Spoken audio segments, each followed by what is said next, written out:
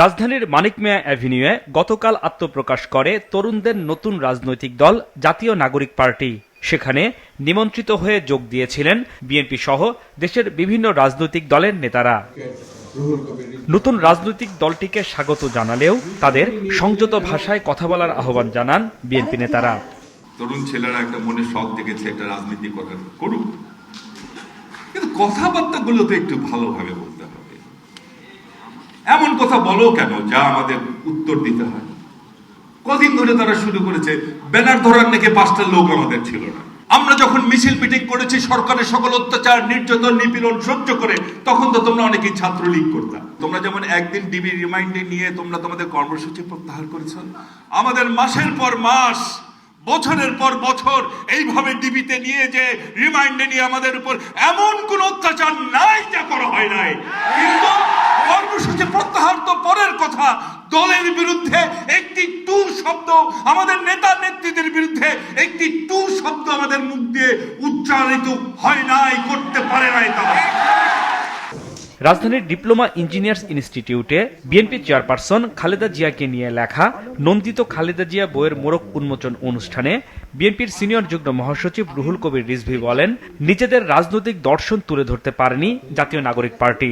নতুন যারা দল করেছেন তাদের ওখানে উপস্থিত ছিলাম, অনেক ভালো ভালো কথা তারা বলেছে রাষ্ট্র সম্পর্কে, এ সম্পর্কে, কিন্তু একটা পলিটিক্যাল ফিলোসফি কিন্তু আমি পাইনি। শেখ মুজিবুর রহমান সে ওই সময় বাঙালি জাতীয়তাবাদকে পশ্চিমের পাঞ্জাবিদের বিরুদ্ধে ব্যবহার করে তিনি স্বায়ত্ত শাসনের দাবি করে একটা যাই হোক একটা ন্যারেটিভ তৈরি করেছেন।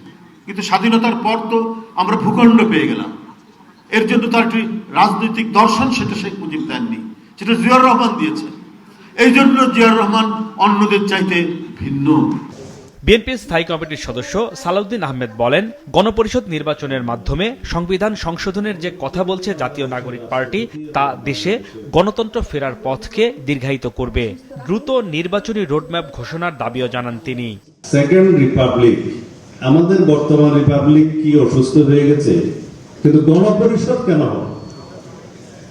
এর মধ্যে আরো একটি উদ্দেশ্য আছে। যারা গণপরিষদের বিষয় সামনে আনছে, যারা সেকেন্ড রিপাবলিকের বিষয় সামনে আনছে, হয় তারা বুঝে না অথবা বুঝে আমাদের এই রাষ্ট্র ব্যবস্থাকে আরো দীর্ঘায়িত একটি গণতান্ত্রিক প্রক্রিয়ার মধ্যে নিয়ে যাওয়ার ষড়যন্ত্র আছে।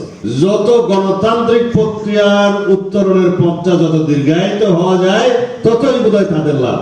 এই মাসের মধ্যে জাতীয় সংসদ নির্বাচনের রোডম্যাপ প্রদান না করেন, তাহলে সেটা আমরা রাজনৈতিকভাবে গণতান্ত্রিক শক্তিগুলো বসে আমাদেরকে পুনরায় নির্ধারণ করতে হবে আমরা কোন প্রক্রিয়ায় গণতান্ত্রিক প্রক্রিয়া। রাজনৈতিক দল হিসেবে আওয়ামী লীগের বিচারের কোনো উদ্যোগ না নেয়ায় ক্ষোভ প্রকাশ করেন বিএনপির এই নীতি নির্ধারক। হাসনাইন তানভীর, মাছরাঙা সংবাদ, ঢাকা।